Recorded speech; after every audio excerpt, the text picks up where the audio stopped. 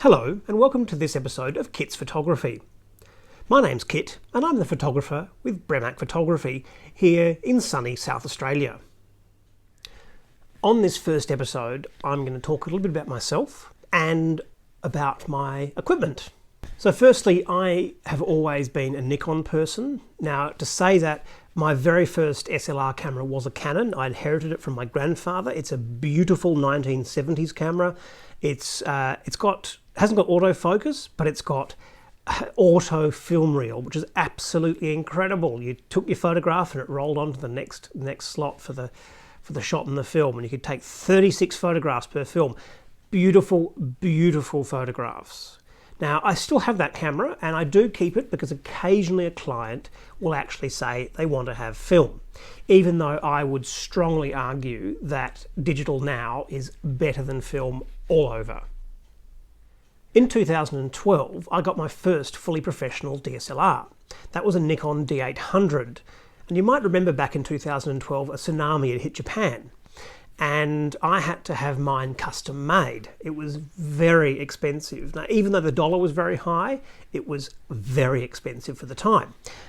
However, it was a workhorse, worked so well, never had any problems with it, just absolutely fantastic. Unfortunately, back in January, it was stolen. And so I got a new camera, which is a Nikon D850. That's this one just here. And that's what I'm going to talk about today. I'm going to talk about battery grips. So now the D850's been around for a couple of years. There are lots of alternatives for battery grips. Now, today I'm going to talk about the MB-D18. That's the Nikon D850's battery grip. Now, there are alternatives to the nearly $700 Australian genuine battery grip, like this, the DTSE battery grip. Now, I've used DTSE on my D800 as well as the genuine ones, just for out and about. Sometimes these are useful, or while you're waiting for the other one to come in the mail. However, there are serious issues with them. Now, one of the serious issues is they bend, as you can see. And this means when it's on a tripod, the camera wobbles backwards and forwards and backwards and forwards. Now, this is really, really annoying. It is very, very frustrating. And so I would argue, if you're somebody who's just pointing and shooting, one of these is fine. These are about $100. However, I would argue, get yourself the real genuine thing. These are really strong, really strong. You can't bend them anywhere. They are made of titanium.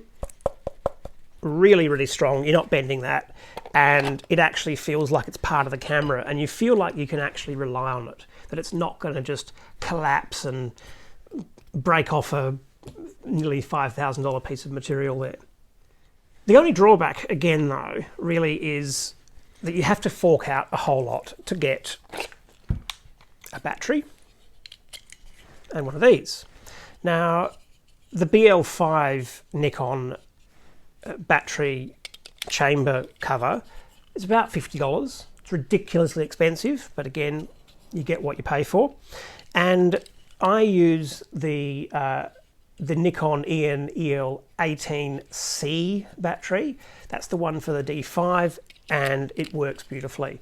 Now, with that, I get 9 shots per second with the D850, which I've got to say is a lot of photographs. Now, I've taken lots and lots of nature photographs with this camera, and 7 frames a second was a big leap forward from the 4 frames per second with the D800, so it felt really fast.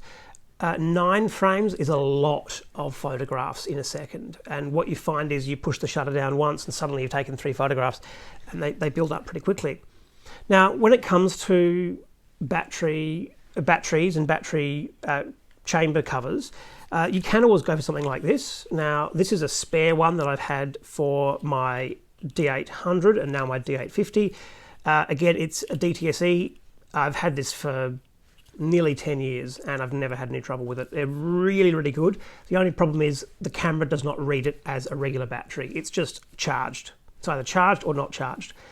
You can't get your 9 frames a second with it, and I would never officially recommend to get off-market products for your camera, really, because issues can happen. I've heard all sorts of stories about batteries causing the battery grip to stick and solder itself to the components of the camera, and you really don't want that. So would I recommend the MB-D18 Battery Grip? 100%. It is so good. It has made such a difference to my photography. Look, I always find that a vertical battery grip is very, very useful.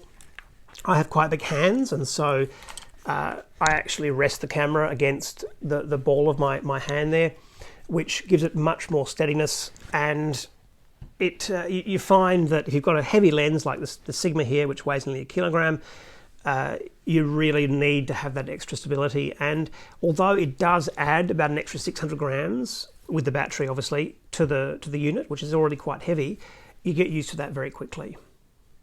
So that's it for this episode of Kit's Photography. See you next time.